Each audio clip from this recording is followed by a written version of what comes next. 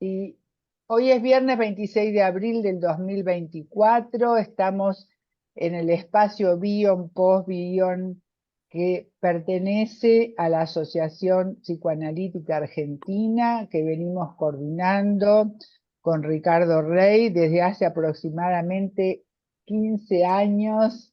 No tenemos el cálculo exacto.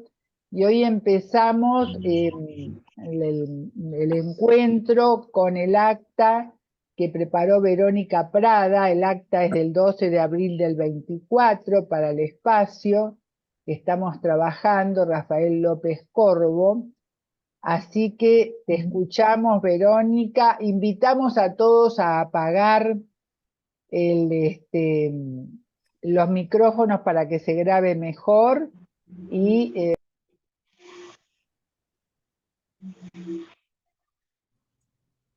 Bueno, ¿ahí se escucha? Bien. Bueno, porque yo no los veo porque tengo la pantalla con el texto. Rafael López Corvo. Primero hizo una presentación, Ricardo, nos dijo que es un psicoanalista postbioniano, venezolano, hizo el diccionario de los conceptos de Bion, y su último libro fue La traumática desolación de los niños. Nos hizo Ricardo un punteo, ¿no? Que fue lo que nos acercó. En este encuentro alcanzamos a trabajar 3 de los primeros puntos. El primero, se los leo brevemente. Habla de que los traumas preconceptuales los define como traumas infantiles precoces que representan un verdadero estrés postraumático infantil que ocurrirá en el seno de las familias, sobre todo en aquellas más disfuncionales. Como ocurre con el estrés postraumático del adulto, una característica de estos traumas precoces es la tendencia a la compulsión a la repetición y también la compulsión a evitar a toda costa que ocurra la repetición de lo traumático, pudiendo el niño implicado, ya adulto, sufrirlo como víctima o actuarlo como victimario. A partir de eso empezó a aparecer ejemplos de la clínica. Entonces Patricia lo asocia con el concepto de identificación con el perseguidor, decía ella, asociado a traumas precoces que se pueden ver clínicamente.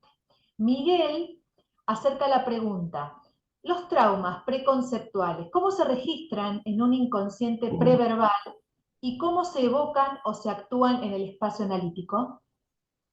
Ricardo ahí nos dice que requieren de parte del analista un ejercicio de imaginación en relación a cómo imagina que fue ese trauma en ese particular paciente en los primeros 2 o 3 años de su vida. Hay una parte del paciente que queda identificada con el agresor y el paciente transmite en 2 canales, donde expresa por un lado lo que quiere o precisa y por otro actúa un saboteador interno que ataca permanentemente lo que quiere hacer o el logro en forma envidiosa, ¿no? Que López Corvo lo define como la autoenvidia. Frente a esto ahí, Hilda nos acerca a Arnaldo Raskowski, que dice que justamente describe una pulsión de muerte en forma de envidia, Raskowski, donde dice que la peor envidia es de uno hacia uno mismo. Ese ataque silencioso que viene de un objeto interno voluntariamente incomprensivo que ataca lo que uno mismo logra. Si no es en una relación analítica, es muy difícil detectarlo. En las inhibiciones, por ejemplo, se observa el saboteador interno, donde éste no permite a veces trabajar, tener pareja, ¿no? Después, ahí Hilda cita a Roussillon, que está sobre el final del resumen, dice lo siguiente: las experiencias precoces y especialmente las que han sido vividas en un contexto traumático vuelven a la vida psíquica del adulto bajo formas de lenguajes precoces, es decir, utilizando lenguajes no verbales, referidas al afecto o en forma de representaciones cosas como el acto, la gestualidad o la postura. Propone considerar ciertas manifestaciones clínicas del encuentro analítico en función del intento de narrar una historia subjetiva, que no ha podido ser inscripta e historizada a partir del aparato del lenguaje, con la adquisición del lenguaje verbal en este caso. Se citan después ejemplos varios de la clínica que dieron cuenta de las funciones parentales que lastimaron profundamente y que esas heridas, decía Hilda, no pudieron ser inscriptas en una narración. Hay un pasaje al acto. Vivieron situaciones que no accedieron al lenguaje verbal y dejaron marcas muy profundas, sin tramitación. Por ejemplo, en los casos de abuso sexual, que hubo varios ejemplos, también abusos de poder. También se afirmó ahí que repercute todo esto en la estructuración psíquica, quedando así posicionados como víctimas o actuando como victimarios. Surge inmediatamente una pregunta en el grupo: ¿cuáles son las marcas en el cuerpo? ¿Será de importancia lo perceptivo y lo intuitivo? ¿Cómo quedó eso traumático? ¿Como duelos exportados? ¿Racamier? Ahí creo que Susana fue que citó a Ferenczi, donde dice que en la ceguera de los educadores plantea que cuando el adulto no puede traducir lo que le pasa al niño, abusa de eso y decide por él. Incluso, aún con pacientes de 50 años, uno ve que se siguen sometiendo y siguen siendo hablados por el otro. Bion nos dice, a raíz de un ejemplo clínico, ¿no? Ahí nos aporta Hilda la noción de mentira de Bion, donde dice que hay dos tipos de mentirosos: el encantador y el ponzoñoso, donde se pierde la brecha de la credibilidad en la vida, siendo tóxico para el desarrollo mental. Esta mentira se la sostiene porque significaría una catástrofe asumir ese cambio. Decía, se armaría un flor de lío, ¿no? No se puede tolerar la verdad del cambio. Después el segundo punto que se leyó de López Corvo, no sé si quieren que se los lea o sigo con los comentarios.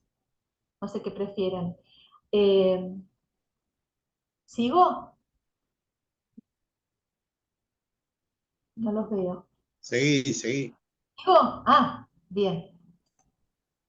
López Corvo asimila la parte psicótica de la personalidad descrita por Bion con la parte traumatizada infantil de la personalidad y la considera un universal.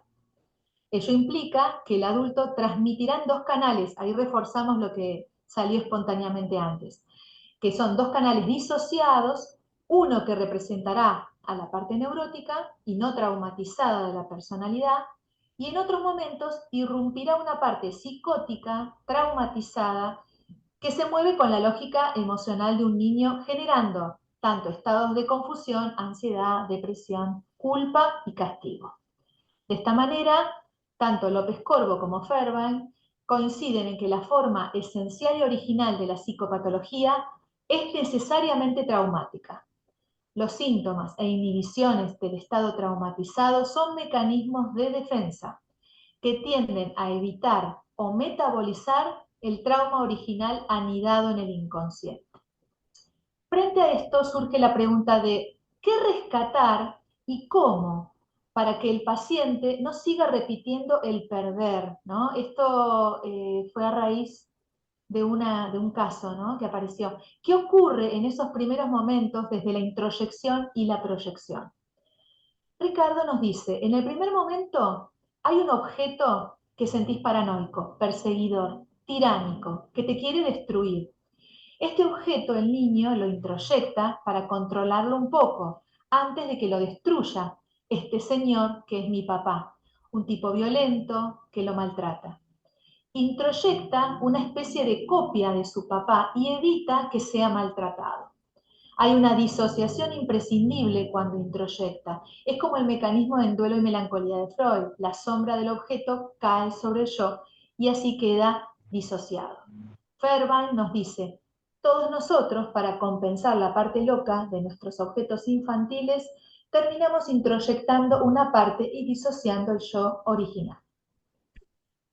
Soltar el objeto interno, trabajar la desidentificación para lograr identificarse a otros objetos, genera culpa, una libertad que no tenía cuando era chico.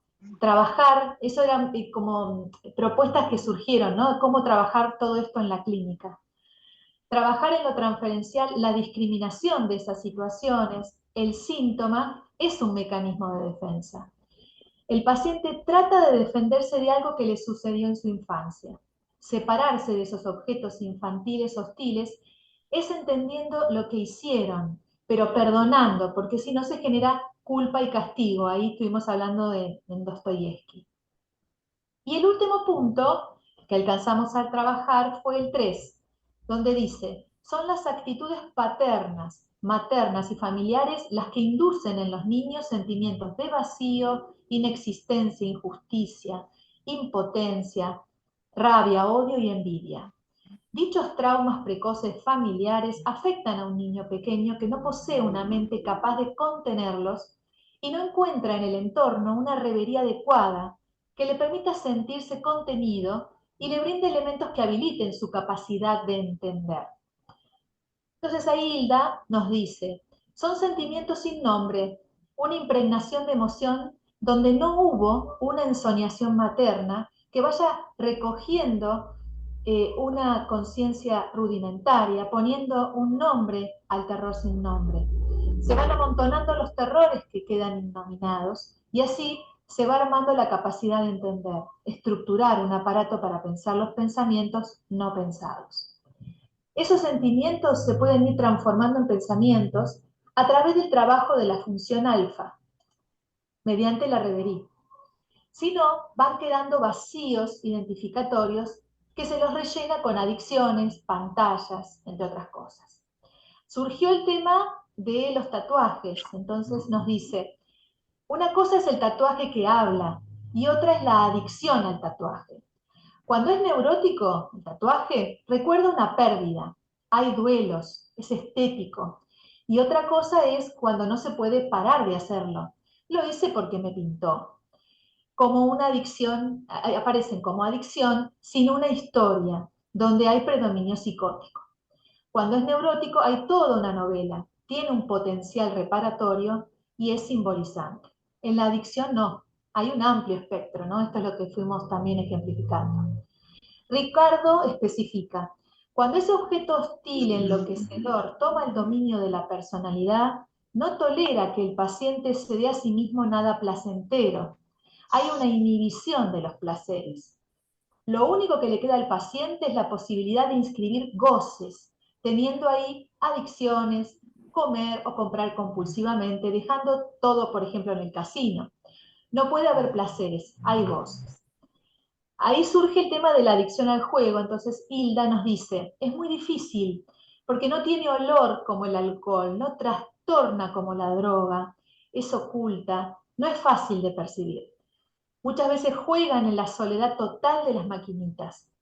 Comparte la hipótesis, Hilda, afirmando de que la problemática de la adicción, que era lo que ella vivía porque trabajó muchos años, fue de que la adicción al juego gira en torno al padre, por una falla absoluta de la función paterna, donde dicen, Dios Padre, ayúdame, ¿no? Ponías ejemplos, un agujero paterno por excelencia y la presencia de un engolfamiento materno. Arnaldo decía que el jugador juega para perder, porque hasta que no pierden todo, no se van. Y cuando pierde, comprueba que el padre no lo quiere. El placer, esto lo decía Karina, el placer está en la apuesta, es la compulsión a la repetición de algo que se perdió y no se puede recuperar. La función tercera, protectora, no existió, esa figura tercera que limita y que hace que se retire a tiempo, por ejemplo, de jugar. Se actúa eso del padre que nunca apareció y se quedan a perder y a perder. No me quiere. Dios, acuérdate de mí. Muchísimas gracias, realmente muchísimas gracias. Muchas gracias, Verónica. Sí, Qué lindo y qué actual todo para la clínica, Dios mío. muy actual, muy actual. ¿Qué tal, Vicky? Entró Vicky Pareja. Realmente muy, muy actual. Bien relatado, además Está todo de la ahí. acta. Muy bien relatada, muy bien relatada. Está todo allí. Muchas gracias. Muy bueno relato. Sí, sí. Un placer compartido. Bueno, ¿Quién quiere participar con respecto al acta? Que, digamos, quieren agregar algo.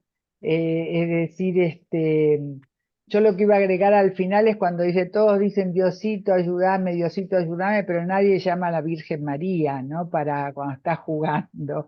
O cuando se juega un billete a la lotería. Ay, Dios, Dios, Dios, dame suerte, ¿no? O sea que está bien clarito, ¿no? El llamado al Padre para comprobar nuevamente, como compulsión a la repetición, de que el Padre no lo ayudó, ¿no? Y no tuvo piedad. En algunos casos, cuando hay una función paterna actuando, en general el jugador, el que va a jugar y gana, se va, porque hay un límite. Claro. Y eso incluso ha provocado que en algunos casinos, cuando veían esos que van a ganar y se van, les prohibían la entrada.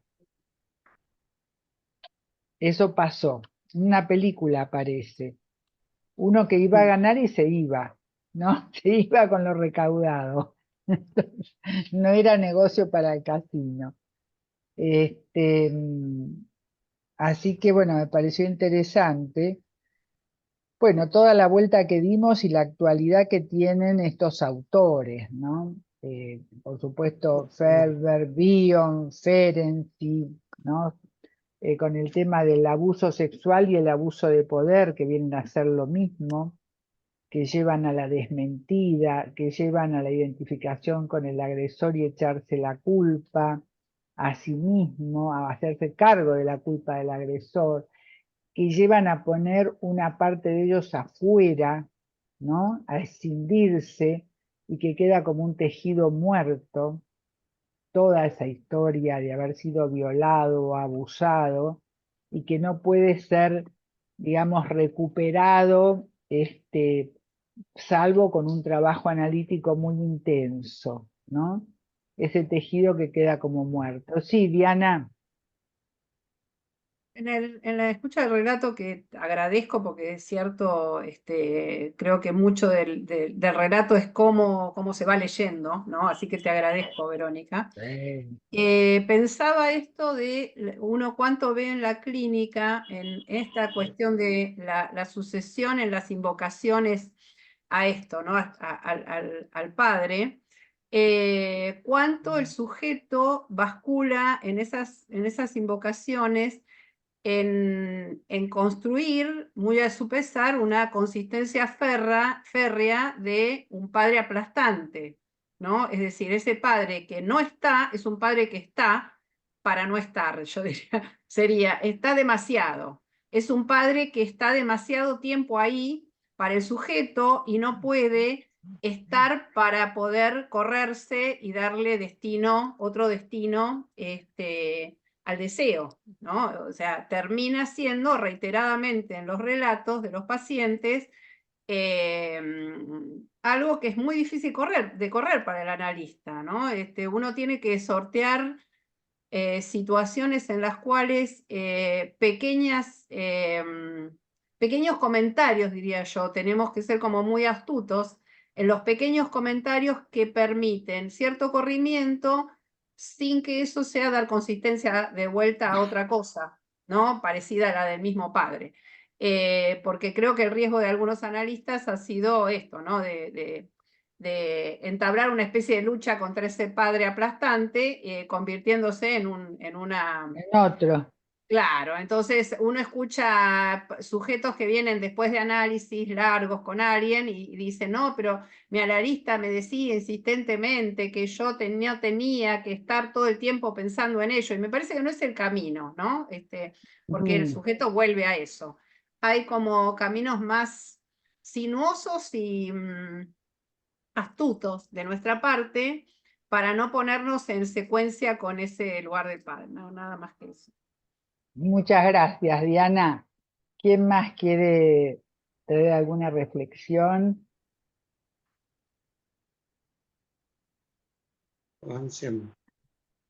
Silvina. Te quiero una cosa, en esos traumas preconceptuales, aquello que pasa como transgeneracionalmente, ¿no? Por ejemplo, me pasó con una paciente que en su relato, yo la empiezo a atender no hace tanto, me trae toda la historia familiar en algo que yo no percibí, pero sí la veo como muy fusionada a su mamá. Y el otro día surge el tema de que su mamá tuvo una melliza que fallece Ah, en su nacimiento. Y esta Una madre hija, una termina, hija de sutura. claro, exactamente. Entonces, sí, pero el problema, porque digo, no, ¿por qué pero lo la preconceptual? madre tuvo, perdón, la madre tuvo una melliza, una Claro, hermana sí, melliza. sí, la hermana, la madre, pero ella dice es una hija de sutura. Bueno, no sé si es una hija de sutura, es una hermana tal vez, o es la melliza muerta, esta Sí, chica La melliza hoy, totalmente muerta, pero siendo espiritual. la hija. al ser la melliza muerta no puede ser ella. Ujú, Claro, ujú. exactamente. Y entonces, ¿qué pasa? Como no tiene es todo como corporal, y entonces vive enferma o operada, operándose de esto, operándose de lo otro, y a su vez ella lo está transmitiendo a sus hijos también. Viene No, como Sí. tomar el lugar del muerto, ¿no? O sea, va al lugar, no sé si del muerto o de la muerte, El o muerto pero vivo. algo de eso, un o algo de muerto eso. vivo, ¿no? Hay un trabajo de Baranger y Mom Todos que los está muertos vivos. en la revista uruguaya de psicoanálisis. Está en internet, se puede ver, Sí, que se llama El muerto vivo, que habla de esto Ujú. justamente. que habla de esto, exactamente. Mm. Bueno, pero me quedé pensando si sería en eso, sería parte de esos traumas preconceptuales, porque si bien ella, la mamá de estas mellizas, queda con una depresión terrible y abandona, digamos, a esta hija viva, que La es la abuela. madre de mi paciente, la abuela, Es la a su abuela. vez, exacto, a su vez esta mujer se desprende de todas sus hermanas, entonces ella lo soluciona así, escindiendo a toda la familia y haciendo una vida de la abuela hablo, ¿no? O la mamá de esta La paciente. abuela, sí, habla con la abuela si no nos confundimos, sí. La abuela, la abuela. Y entonces se me perdió qué iba a decir. Bueno, no importa, no importa. Lo que pasa es que no hubo una revería en ningún lado. Por eso digo, no hubo No nadie que hubo, pudiera. claro, no hubo la inscripción del duelo en una narración, ¿no? En una Exactamente. narración que se podía haber compartido como una historia familiar dolorosa que amplía la capacidad Ujú. para tolerar el dolor psíquico de vivir. No hubo esa narración. Y entonces, ¿qué se hace con el duelo? Se exporta, lo que hablamos siempre acá, que Exacto. Lacanier dice la exportación del duelo. Y el otro día en una clase, me acuerdo que en el acta pusieron la importación del duelo. Y yo pensé, bueno, es exportación y es Un poco y un importación poco. también, Las porque se dos. exporta el duelo y el resultado de una exportación de una generación anterior. Por eso las consecuencias de la violencia y de toda la violencia que estamos viviendo no abarcan solo a una generación, sino abarcan a varias generaciones. Y esto lo dice Janine Pouget y Isidoro Berenstein en su libro acerca de la violencia y sus consecuencias. No es solo una generación, son varias y cada vez Claro. como peor, digamos, ¿no? Entonces, Mm. es interesante tener estos conceptos muy, digamos, muy presentes porque nos ayudan, ¿no? En la contención y armar continentes para pacientes que vienen cada vez con problemáticas mucho más severas y de mucha más urgencia, acorde a un mundo en caos, que siempre hubo caos, pero para épocas que hay más caos, ¿no? Y un mundo que en este momento, a mi entender, se parece mucho a lo que planteaba Ingmar Bergman en El huevo de la serpiente, entre las dos guerras mundiales. Este es nuestro trabajo que llevamos al Congreso Argentino de Psicoanálisis, ¿no? Entonces, lo que tiene el huevo de la serpiente es que es transparente, entonces se va viendo cuando va creciendo. Y de alguna manera ahora, a través de los medios, hay una transparencia de toda la violencia y de las comunicaciones y las tergiversaciones, etcétera, etcétera, que se va viendo cómo crece esa serpiente sin saber en qué va a terminar. en el mismo momento. Ujú. Sí, Vos podés in ver situ. bombardeo, vos podés ver cosas terribles online en el mismo momento. En el mismo instante. O sea que las cosas, entonces la angustia y las ansiedades se hacen mucho más intensas y no es que los adultos estemos muy bien, digamos, pero la gente joven resulta muy afectada porque necesita esa cuota de, digamos, de confianza para tener esperanza y esa confianza genera solidaridad. Y todo eso está en este momento bastante ausente, ¿no? No sé si alguien me quería decir algo o seguimos leyendo a López Corvo. Sigamos. Bueno, yo sé que Ricardo quería que sigamos. Sigamos. Bueno, ¿y quién va a tomar la posta? Karin, bueno, te escuchamos. Era el punto 3, ¿no? Sí, 4. Muy bien. 4. Sí, 4, ¿4? Karin. Ah, bueno, ahí voy. Estoy 4. López Corvo concibe el trauma preconceptual como aquel que se hace permanente mediante la compulsión a la repetición y que están organizados como una narrativa de objetos ausentes, hostiles o indiferentes, altamente tóxicos que inhiben todo proceso de simbolización y obligan a recurrir en exceso a la identificación proyectiva, determinando patología mental y las características de carácter de cada individuo. ¿Puedo decir algo? sí. Me vino a la mente ayer en el programa de Susana Rasinski, cuando terminaba el programa, y creo que hablando de Fairbairn, si no me equivoco, Ricardo, vos lo vas a decir, Ricardo mencionó que Fairbairn hablaba sobre todo que la enfermedad en los pacientes provenía no tanto de las pulsiones, sino de sus objetos interiorizados. Eso me Sí, quedó, así me es. acordé totalmente de mis estudios de Melanie Klein en APA, los primeros seminarios que cursé. Dios mío, qué actual todo. Sí, sí, y es lo que tiene en cuenta Ferenc y Bion. Por eso Exacto. Ricardo decía la Exactamente. diferencia con Melanie Klein.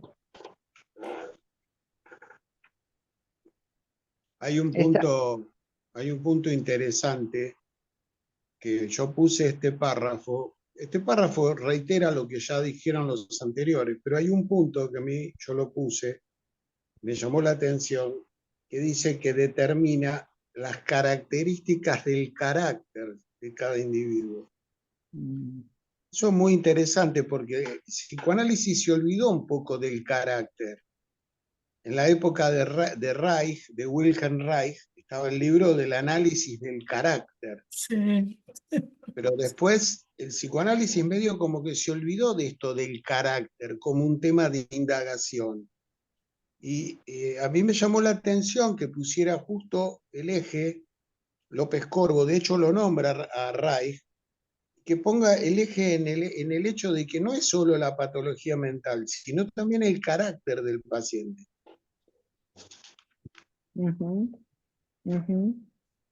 Qué interesante esto, ¿no? Porque eso había quedado un poco de lado, porque en una época se trabajaba bastante con las caracteropatías. Exacto. Y la diferencia entre carácter y caracteropatía. Sí, No me sí, acuerdo. sí. Por favor, es Sí, cuando se habla de carácter, tomando una distancia en relación a lo que es la sintomatología, podríamos estar hablando de algunas cosas que al paciente lo llevan a tener un estilo de vida no satisfactorio, pero que él no lo percibe como un sufrimiento, sino que ya forma parte de su carácter y forma mm, parte de entender su vida y entender el mundo. Ciertas inhibiciones, claro, ¿sí? ujú, es cierto. Ciertas inhibiciones que el paciente las toma como, bueno, yo soy así, Yo soy así. Dicen, Yo soy así, ¿qué vas a hacer como el tango? como el tango. Sí, sí. En ese sentido, también nos invita a darnos cuenta de lo que se puede cambiar y lo que no, porque a veces este yo soy así está muy instaurado y no se puede modificar, ¿no? Siguiendo a Santo Tomás, que decía, Dios dame fuerza para cambiar lo que puedo cambiar, valor para tolerar lo que no puedo cambiar y lo más importante, sabiduría para saber la diferencia. Y eso es una invitación a nosotros, ¿no? Sobre lo que se puede cambiar y lo que no. Porque a veces objetivos demasiado ambiciosos abortan posibilidades, digamos, y potencialidades que el paciente puede desarrollar y tener, y sin llegar a a esa especie de idealización de que el psicoanálisis lo puede curar todo, ¿no? Y es importante esta diferenciación. Y lo más difícil es la sabiduría, evidentemente, ¿no? ¿Alguien más? Ahí Sí, puedo agregar una cosita que me pareció re interesante lo que vos decís, porque me parece que el lugar del analista, o sea, hay lugar para el analista en tanto acompaña al sujeto en aquello que no se puede cambiar también, ¿no? Que no es lo mismo que aceptarlo solamente, sino acompañar que tiene vericuetos muy complejos. Por ejemplo, yo tengo pacientes, bueno, algunas lo saben, bastante graves, con intentos de suicidio reiterados y familias con cuestiones que arrastran de vericuetos de la pulsión de muerte muy extraños. Y entonces me he encontrado algunas veces, no siempre, con esta cuestión de, bueno, ¿cuál es mi lugar en esto que está claro? O por lo menos en el despliegue parece bastante claro, no es modificable. No es modificable para el sujeto en su propia vida, más allá de tener cierta comprensión de la situación que se arrastra en una familia. Pero me parece que ahí, cuando se le confirma, por lo menos en mi experiencia, al sujeto que uno lo acompaña en aquello que está dando cierto recorrido, cierto testimonio de no modificable, para el sujeto no es lo mismo que el analista acompañe con cautela, ¿no? Eso, en tanto pueda ser movilizado, uno ya acompaña desde otra posición, pero en tanto no es modificable, el paciente no está solo con eso. Y me parece que para el paciente es muchísimo no estar solo con esa situación donde claro, concluye esto, ¿no? Entonces hay un lugar para el analista muy importante ahí. claro, y ahí nos enfrenta con lo que, digamos, decía Freud, el furor curandis, ¿no? A Claro, veces las intenciones de ese furor curandi pueden ser muy idealizadas, pero están sí, sí. hablando de una omnipotencia infantil Sí, de sí, parte no es para del transmitir analista. acá en algo que está, sobre todo va a quedar grabado, pero situaciones de un paciente, pero voy a tratar de no contar mucho de la historia, pero una paciente que, digamos, me preguntaba por qué recurre a un análisis, un espacio analítico, cuando ella, insistiendo, una paciente joven de mediana edad, donde realmente viene de una familia con situaciones de pervención muy jorobadas, y donde ella de alguna manera se rescata a partir de los 18, inicia todo un tránsito de tomar distancia geográfica, bueno, recorre un montón de cosas, pero padece,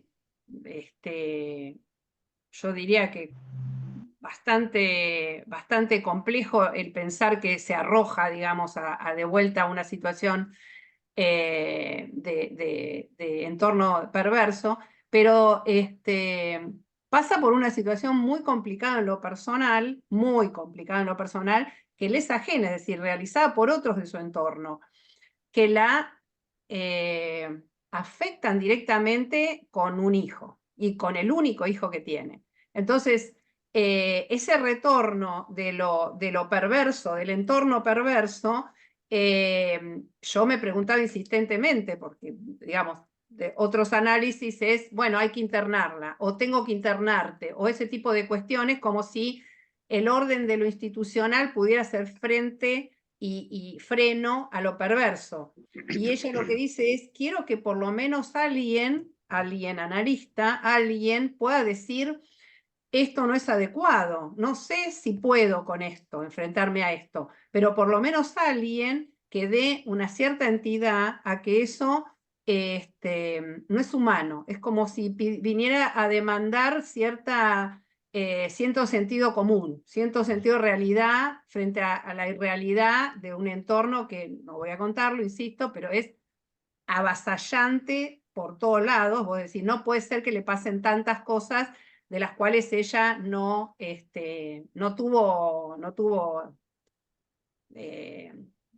fue la que originó, ni causó, ni nada, ¿no? Entonces dice, basta de que me pasen cosas, ¿no? De que le afecten a ella, y es cierto, y lo único que no quiere es no estar sola frente a tanta perversión. Claro, bueno, por eso mismo, ya el hecho de armar un continente para recibir un contenido que desborda las posibilidades del aparato psíquico de contenerlo y que haya otro que lo reciba, todo no se puede cambiar, pero algo de ese todo se puede cambiar, ¿no? Que es cuando uno dice, bueno, una ventana por vez, vamos a ver, y digamos, aparece también la aceptación y bajarse de la omnipotencia, porque es peligrosísima la omnipotencia. ¿Saben qué frase le sirvió mucho? Porque ella viene después de varias sesiones a decirme que me agradecía algo que yo había comentado en una sesión, y me dice, la verdad que te agradezco que me hayas dicho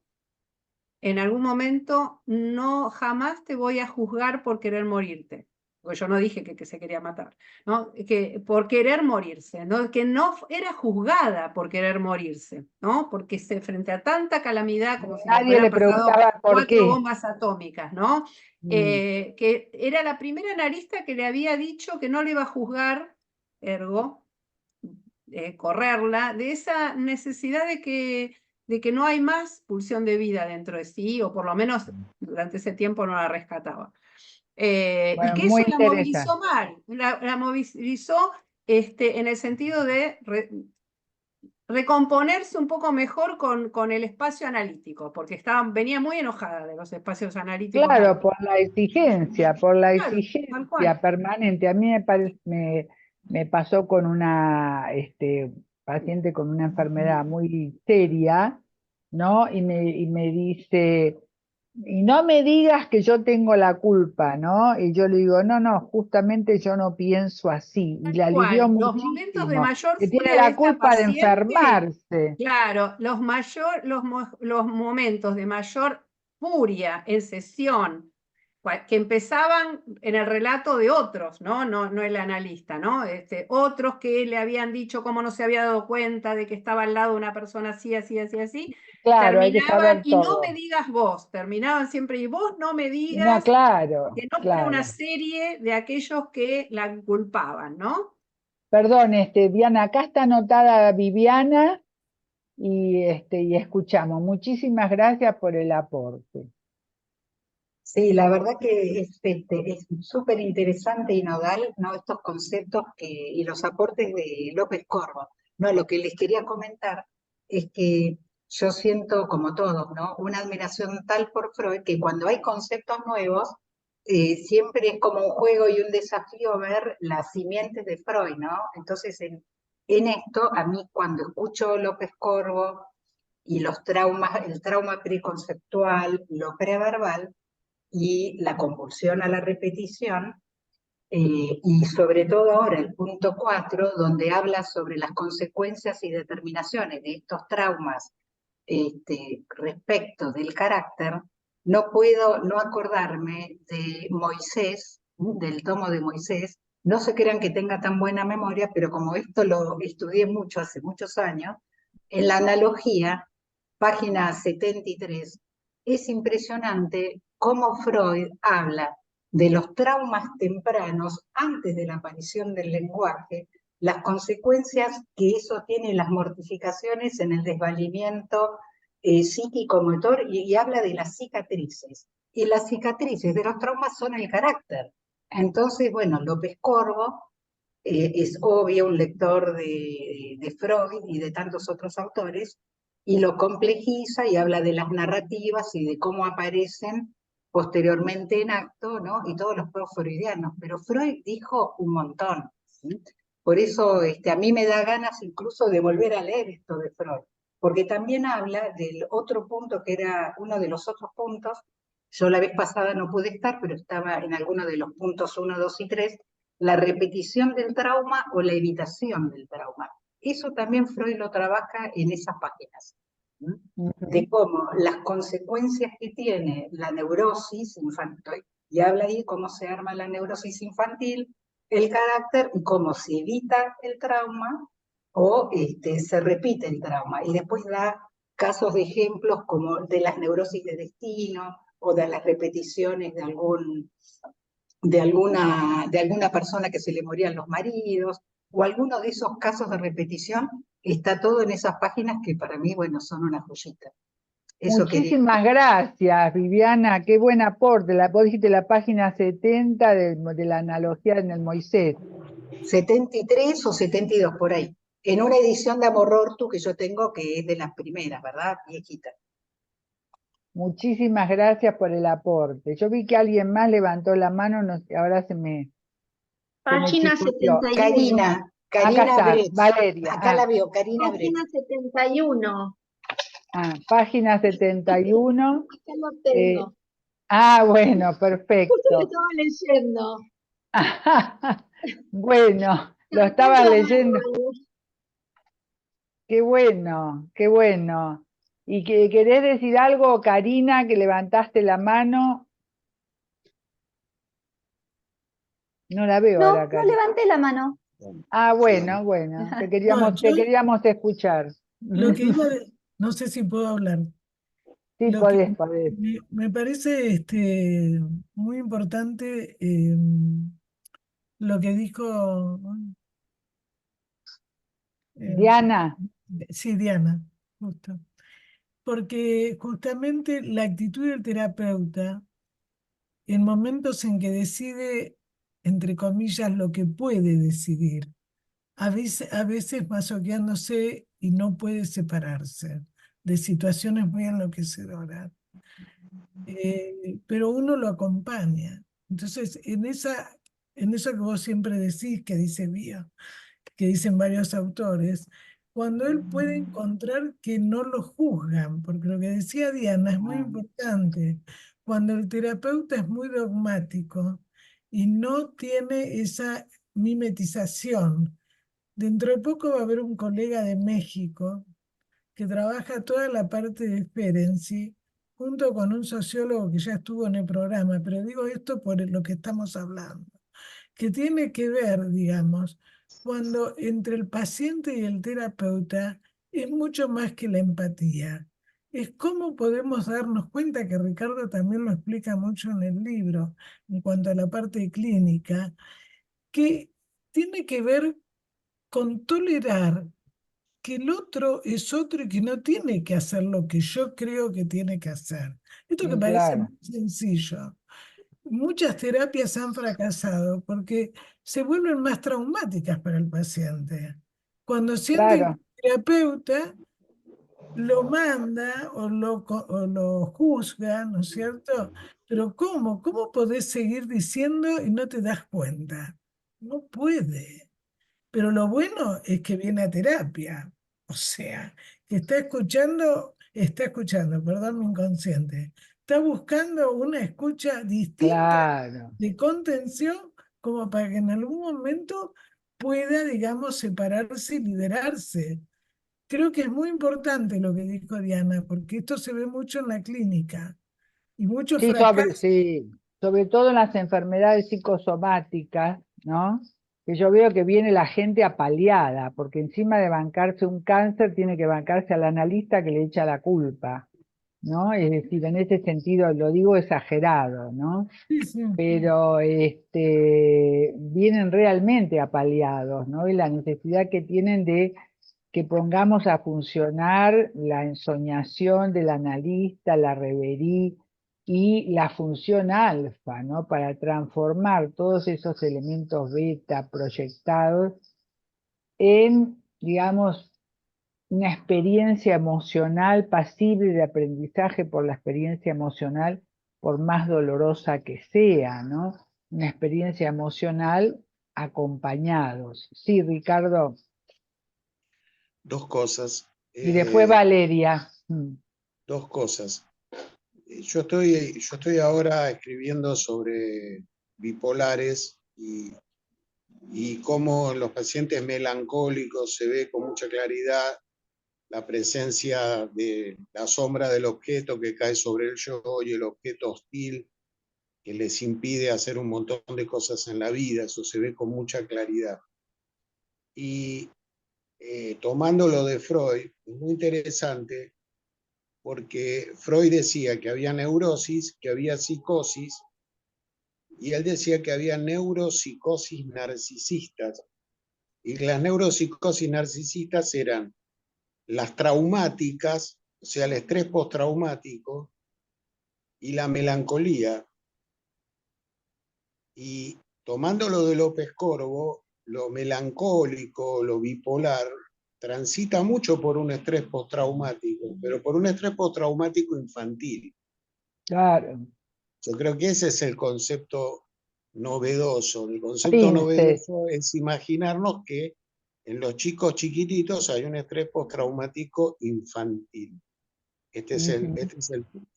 Y el otro punto, me parece que muchas veces los analistas, cuando se enfrentan con el paciente y el paciente está dominado por un objeto enloquecedor, por un objeto hostil, el analista tiene como la fantasía de que ese objeto perseguidor, ese objeto hostil, ese objeto que no le deja al paciente ser y hacer cosas, tiene que ser como asesinado. Y el paciente no lo puede asesinar, porque si lo intenta asesinar, después no puede hacer nada por culpa y necesita castigo. Entonces, lo que se necesita, el que mejor trabaja esto de qué es lo que se necesita, es Dostoyevsky. Dostoyevsky dice, hace falta perdón y reconciliación. Perdón y reconciliación. Perdón es, te perdono, papá, que cuando yo era chico me hiciste todas estas cosas. Ahora yo entiendo por qué las hiciste, por qué pasaron. No te juzgo más, me puedo separar, puedo como hacer una reconciliación con lo que pasó. Solo así se puede desprender. Solo de esa manera se puede desprender. Es muy interesante porque Mandela, cuando salió del apartheid en Sudáfrica, había muchos crímenes contra los negros, muchos asesinatos, torturas, secuestros. Y él no puso juicios como acá. Él lo que dijo era, se tiene que juntar el que torturó, el que secuestró, el que mató, con la familia del que fue asesinado, muerto o torturado, y le tiene que pedir perdón. Perdón, sí. Porque si no, él dice que se generaba una espiral de castigo donde las generaciones que sigan iban a seguir haciendo la misma violencia. Entonces, si el tipo era capaz de pedir perdón, él le conmutaba la pena. No lo encarcelaba, consideraba que había cumplido órdenes y no lo encarcelaba. Pero el requisito era que tenía que pedir perdón. Vos sabés que, perdón, acá había un psicoanalista que trabajaba así con la familia, que el abusador tenía que arrodillarse en sistémico, ¿no? Que lo veíamos por, ¿cómo se llama? Por la cámara Gesell. Que el abusador se tenía que arrodillar, el abusador de la familia, frente a la criatura o la persona que había abusado y pedirle perdón. Y lo difícil que era lograr eso. Era imposible, ¿no? Y me acuerdo que desde la escuela sistémica se trabajaba mucho de esa forma con las familias donde había abuso de poder o abuso sexual. Para ellos funcionaba. Tampoco idealicemos, ¿no? Tampoco idealicemos tanto porque hay cosas que no se pueden perdonar. Hay cosas de las No, cuales no se es- vuelve, no se no se, vuelve. no se debe olvidar. No se debe olvidar, No claro. se debe olvidar, eso es otra cosa. No se Sí, debe olvidar, no se debe pero olvidar, sí. pero se debe perdonar. Y a Cyrulnik, veces se puede y a Cyrulnik veces habla no. mucho de eso. Mm. Cyrulnik Pero- habla mucho de eso, de cómo él tramitó la cuestión en relación a, por ejemplo, que sus hijos tienen vínculos con hijos de alemanes de la Segunda Guerra, y cómo él claramente mantiene una ¿Quién lo relación trabajó? cordial. Cyrulnik, Boris Cyrulnik. Cyrulnik. Y Ah, A cómo él veces se mantiene Cyrulnik. una puede, a relación veces no. cordial. Estuvo Mm. muy bien cómo es el proceso, la diferencia entre comprender, dice él, no aceptar, comprender, porque el aceptar lo pone del lado del perdonar. Él no perdona, pero comprende, y que la comprensión es un mecanismo de alguna manera reparatorio en el Bueno, esto proceso lo para poder dice, dejar atrás. Freud dice, comprender no es justificar. O Exactamente. sea, que esto es bien claro para Freud. Una Por cosa es eso comprender y hay, otra cosa es justificar.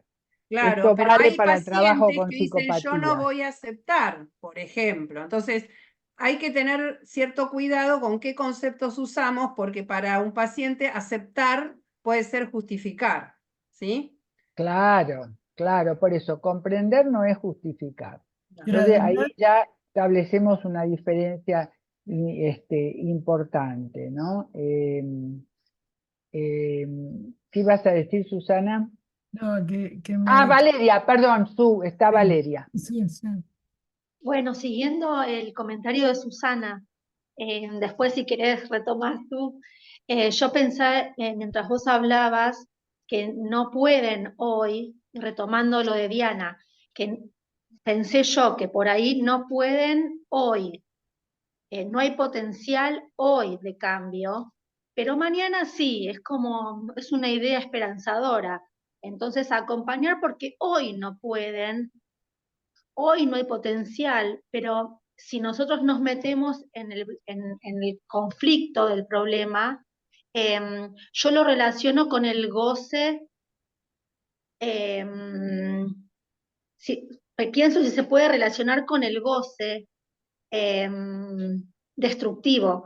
Entonces, se me ocurre que en un paciente no depresivo se puede ir armando un super yo protector que no se lastime tanto. Ujú, No ser, ujú. no hacer como el ideal. Eso pensé que esta idea también se vuelve a relacionar con el goce o con el placer de Pero seguir. yo subrayaría de tu idea el tema del tiempo, porque cuando se habla del tiempo estamos en posición depresiva desde el punto de vista de la escuela inglesa, o sea, en posibilidad reparatoria. Entonces, aceptar que todo lleva un tiempo, que es un proceso, y lo que hoy no se puede, a lo mejor mañana se va a poder, es estar en posición depresiva, es salir de quiero todo ya o nada, ¿no?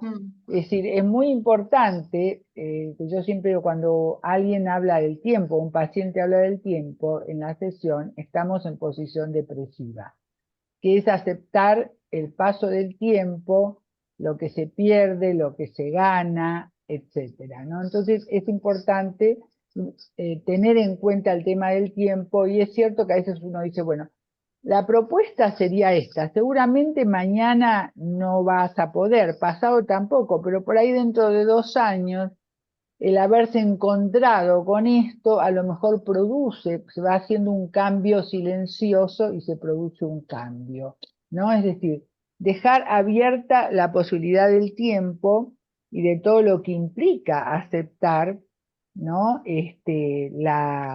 La tercera dimensión, ¿no? Es decir, no sé si es la tercera o la cuarta, perdón, creo que es la cuarta. Es el tiempo. El tiempo, ¿no? Que también lo dice, trabaja mucho sobre esto Meltzer, pero ya nos meteríamos en otra historia, ¿no? Pero es interesante como lo plantea Meltzer con el tema de la posición depresiva, la inclusión del tiempo, como que es el máximo reparatorio que podemos alcanzar, aunque sepamos que el tiempo pasa y que no siempre se alcance lo que uno se propone, ¿no? Yo vi que iba a hablar Susana, me parece, ¿no? Sí, Sí. no, yo me quedé en lo que decía Ricardo, con este paciente que está en una relación que ella lo maneja y donde tiene ella un nieto con características muy borderline, una historia muy compleja, pero él dice, yo me siento culpable si la dejo en toda esta situación. Él la banca en todo, económicamente, en un chico que tiene un problema judicial con una madre, no quiero entrar en detalles, pero bueno, Mejor no, traten porque así no, podemos no. tenerlo en Entonces, lo que YouTube. me pareció interesante, ¿no? Esta cosa de culpa que dijo Ricardo. Cuando la persona no puede separarse, dice, bueno, la culpa es por lo que va a hacer ella, como me dice él, o cómo se siente él. Es Las como dos se cosas, siente él, claro, las dos cosas. pero la otra persona lo hace sentir culpable, ¿no es cierto? Y él por su historia, por supuesto, que nunca decidió nada, lo pusieron 2 años con sus tíos y lo separaron de la madre y del padre, pero los veía, pero no decidió. Entonces sigue sin decidir, siempre deciden los demás. Por eso me parece importante, ¿no? Esto que dice Ricardo, porque no se pueden a veces separar porque se sienten con culpa de lo que les puede pasar, de lo que le puede pasar al otro, Claro. pero cómo el terapeuta tiene que sostener eso, ¿no? Y no llevarlo a ser un acting, o sea, No hacer apresurarse, porque a veces ese tipo de situaciones llevan a una enfermedad psicosomática grave, tal llevan cual. a una desestabilización psíquica y todo muy lindo, porque el ideal psicoanalítico decía que eso era lo mejor, pero como pasa con las operaciones, que la operación fue un éxito, el paciente se murió, ¿no? Pero la operación fue un éxito. Entonces hay que tener mucho cuidado en ese borde, ¿no? Porque se han visto muchos desastres en ese sentido. Eh, Sobre todo que no toman en cuenta el tiempo de cada uno. En algunos, por momentos el tiempo es muy lento, en otros no, ¿no? Y que obedece a un proceso interno y sobre todo no a un desafío. En salud mental y en salud física todo es proceso, no es desafío. Se operó y al otro día salió caminando y después, bueno, se tropezó y chau. Es decir, no es un desafío, es un proceso que tiene su tiempo y aparece de vuelta el tiempo. La aceptación del tiempo, del paso del tiempo y todo lo que eso acarrea, ¿no? Que cuando hay mucha ausencia de función paterna o de funciones parentales, sobre todo de la función paterna, digo función para no meterme en detalles, es quien introduce el tiempo. Bueno, ya es tiempo de que deje la teta y pase a otra cosa. Ya es tiempo que estés conmigo y que dejes un poco, y ya es tiempo de que vayas a trabajar, y ya es tiempo de que enfrentes la vida, y ya es tiempo que armes una familia, y ya es tiempo que tengas una pareja. En general, son parte de las funciones de límite que hacen a la función paterna cualquiera que la desempeñe, ¿no?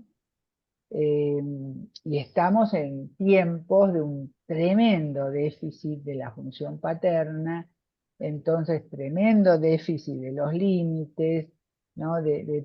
Estamos en un tiempo donde hay ausencia, y acá yo creo que pasamos al punto 5, si les parece, antes de Sí, terminar. dale, Sí. dale. Leo, a ver si ¿me escuchan? Sí. Sí. En los traumas infantiles, una ausencia abrumadora deviene una presencia indeleble y permanente.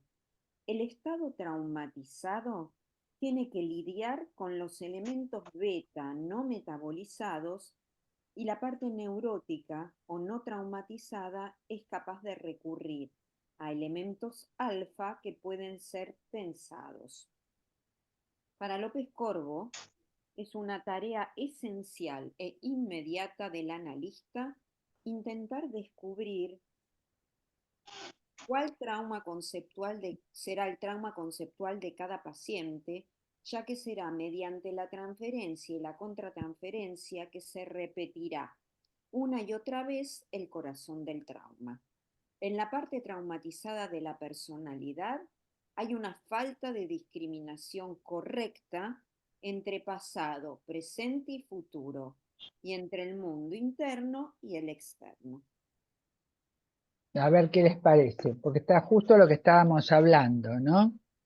Acá habla Tiempo, de la aparece el parte, tiempo. claro, aparece el tiempo y aparece la falta de límites, ¿no? Es decir, de la discriminación entre pasado, presente y futuro, que el límite y el tiempo van juntos.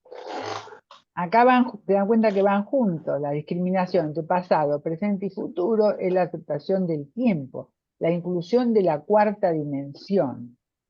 Una paciente con respecto al tiempo llega hasta el límite, hasta lo último del quilombo. Por ejemplo, puede llegar a lavar los platos 5 minutos antes de que lleguen sus invitados. Esto digo, hay como una falta de límites internos, por falta de función paterna que no se estructuró, esa función paterna que la protege del quilombo, que la protege del riesgo, del destruirse, del autodestruirse. Y me parece que el trabajo sería trocarlo por una función protectora, pero autoprotectora. No es que va a venir el analista a decirle lo que tiene que hacer, sino es que hay que construirla. O sea que en general pasa mucho en los fóbicos, ¿no? Que están hasta último momento, y, porque tienen, tal es el miedo que tienen, que dejan todo para último momento y a último momento se animan, ¿no? Es decir, tiene bastante que ver con inhibiciones, que es lo que está diciendo Valeria, ¿no? Inhibiciones muy profundas. Pero es cierto que en esos casos aparece la necesidad del señalamiento, del acompañamiento. Ahí aparece un poco lo que dice Harold, creo que es Harold Levin, ¿no? Que él habla de que en psicosomática tenemos por un lado el psicoanálisis, la mirada psicoanalítica ortodoxa, y por otro lado, una mirada transformadora. Y si nos quedamos con la mirada ortodoxa, en general no llegamos a muy buen puerto, sino que tiene que haber una interacción entre una mirada transformadora, que yo lo relaciono con una mirada creativa, compartida con el paciente, a ver qué puede estar pasando. Uy, Gaby, bueno, suerte.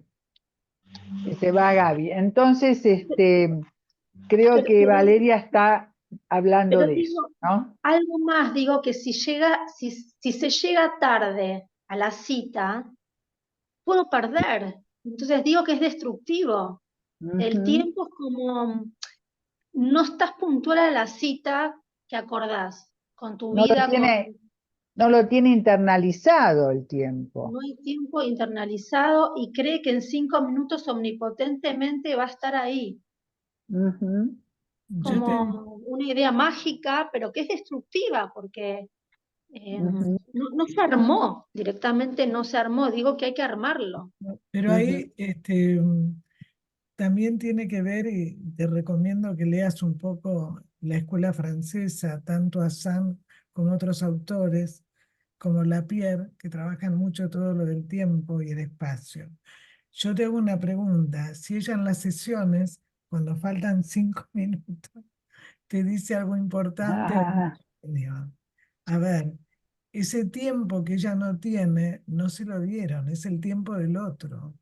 Entonces mm, hay que ver, digamos, pero todo eso es lo que venimos hablando que dice este autor también, Corvo, la situación traumática infantil, qué pasó con el tiempo de ella y de los que la criaron, ¿no?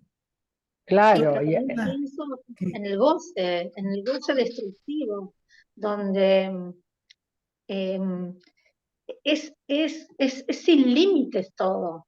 El, el hacer todo sin límites, no hay un límite interiorizado de tengo que parar de hacer esto para poder hacer esto otro. ujú. No hay una pero, organización, pero falta una el agenda. Como si no se mereciera lo que logra, ¿no? claro, pero Porque aparte el cuando uno se límite, organiza es que siente que se lo merece. Así es como una nena que está robando el lugar de alguien. Voy a tener invitados, pero no preparo nada, no preparo. Ah, bueno, ahora rápido. Así como una a nena haciendo algo prohibido. Yo lo veo mucho en los fóbicos, ¿no? Y en el fóbico justamente el déficit, como también dice Susana, para la escuela de Lacan también, es el tema del padre, ¿no? Que de alguna forma no está internalizado y está fuera. A veces aparece en el objeto fóbico, en una araña, en cualquier tipo de miedo, ¿no? Pero está fuera para poner un límite. Y lo veo mucho esta situación en los fóbicos, que todo lo que hacen lo hacen a último momento porque es algo prohibido. Mm. además el tema se lo ponen los invitados, por ejemplo. Llegan y Claro. están. O sea, el otro, ¿qué lugar ocupa acá, no? Esa falta Ujú. de discriminación. Pero bueno, son todas situaciones traumáticas como que la han determinado su funcionamiento psíquico así. Claro, y nos lleva a lo que dice López Corbo, ¿no? La tarea esencial inmediata es intentar descubrir cuál es el trauma conceptual de cada paciente, que se repetirá, bueno, en la transferencia y la contratransferencia, el corazón del trauma. Esto que él llama el corazón del trauma, tomando también, como dijo Viviana Calma, nos vamos un poco a la referencia, ¿no? Para mí tiene que ver con lo que Bion dice, que uno tiene que tratar de captar la experiencia emocional matricial, ¿no? De las interacciones precoces. ¿Cómo se dio esa experiencia emocional matricial? ¿Qué es lo que pasó ahí, digamos, ¿no? Y si se le dio tiempo o no, si se la acompañó con tiempo en su crecimiento, o si todo era a las apuradas para que no moleste, ¿no? Es decir, por ejemplo, puede ser eso otra cosa. Acá tenemos que poner la ensoñación del analista, tratar de estar un rato sin memoria y sin deseo para ver qué aparece, ¿no? Poner en juego un poco esas técnicas, ¿no? Planteadas por el autor que estamos siguiendo, pero no es que solo ese autor, ¿no? Estamos un poco sobre el final. ¿Ustedes quieren leer el otro punto? Porque el otro punto es un poquitito más larguito.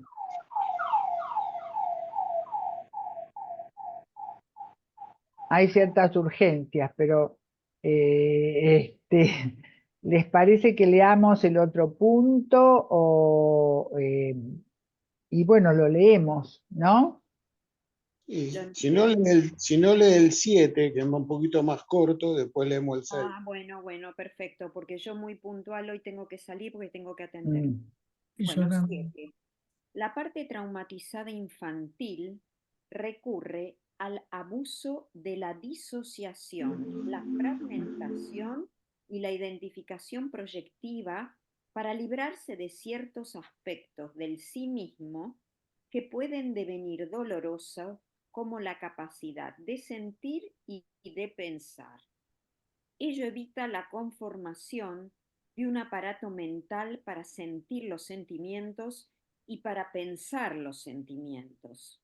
Dicho empobrecimiento mental contribuye mucho a la indestructibilidad de la cárcel mental traumática. Esto es un poema, ¿no? Es perfecto. Me Es hace acordar perfecto. mucho Sí, a los, escuchamos. Hola, Miguel, sí. a los pacientes bipolares que no se pueden conectar con un duelo o con una pérdida. Es como que es todo esto. Ujú. Nadie los acompañó en la posibilidad de inscribirlo en una narración, en una Exacto, edición, ¿no? exacto. Eso es un poema, esta parte, ¿no? La indestructibilidad de la cárcel mental traumática. Yo creo que podía ser el hecho seleccionado De la del reunión de hoy. encuentro de hoy, ¿no? La indestructibilidad de la cárcel mental traumática. Impresiona. Hola Miguel, bueno, bienvenido de vuelta. Sí, ya estoy de regreso ya. Vamos terminando. Sí, sí. Tenemos Pero 5 minutos para escucharlo, sí. me he quedado con el saborcito de esto último que estaban hablando. Sí, realmente es, Algo de Alemania y los niños de Kosovo y ahora Colombia. ¿cómo?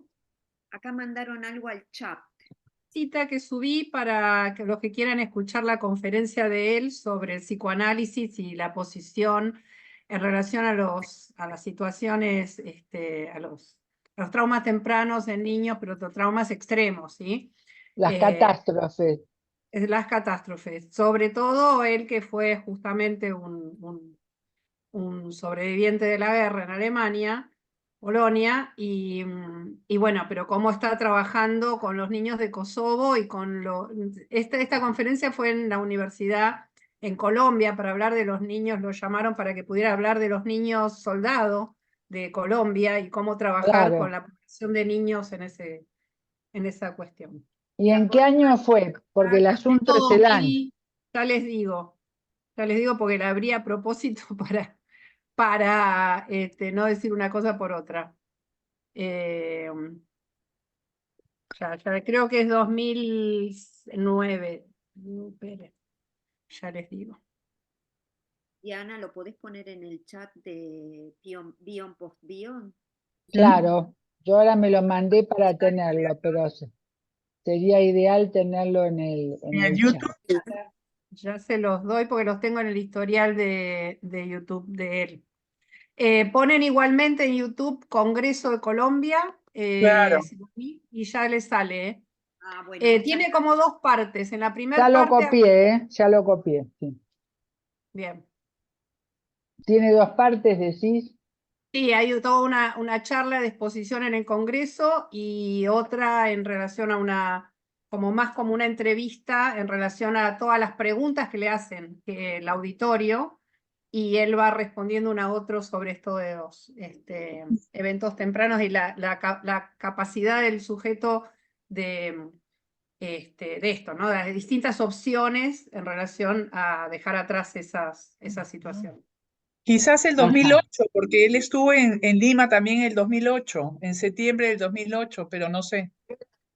Había estado en Colombia, estuvo invitado especialmente porque había estado dando conferencias y justamente con ellos estaban trabajando con los niños soldados de la FARC y bueno, querían saber de las investigaciones que él estaba haciendo con psicoanalistas y médicos y neurólogos con los niños que habían quedado después de Kosovo durante 10 años más o menos de investigaciones. Gracias, Mariana ya lo puso en el espacio y yo también lo puse, la conferencia Resiliencia y Arte, los relatos del trauma. Así que ya tenemos allí en el espacio para tenerlo, para continuar, digamos, con todo este trabajo que venimos haciendo. Está muy bueno. Bueno, la verdad que gracias al aporte de todos, creo que todos salimos enriquecidos y nos acompañamos también, ¿no? Ante todas estas situaciones, que no son nada fáciles. Ante todo, en este camino no siempre de llanura, ¿no? Sino más bien de montaña. Así que muchas gracias y espero que salga la grabación. Y nos encontramos, a ver quién me lleva el tiempo, hablando del tiempo. A ver, Hablando del tiempo. el primer viernes de mayo es 6, 7, es 8, así que debe ser el 15. No, para, el primer viernes de mayo es el 3. El Tiene que 10 ser el 10. sería. El 10 de 10. mayo. Ok. Bueno, y seguimos trabajando esto y después el aporte, y lo del aporte de Cyrulnik, sería fantástico incluirlo. Si alguien tiene la inspiración de hacer una pequeña síntesis, bienvenida. Si querés, Bienvenida. la preparo. Bueno, fantástico, Buenísimo. fantástico, buenísimo. Bueno, un beso a todos. Un beso Y grande a todos. Nos vemos. Gracias. gracias, gracias. Cuídense. Gracias, Cristina. Chao. Estaba calladita, Cris. Hasta la Chau a próxima. todos. A todos.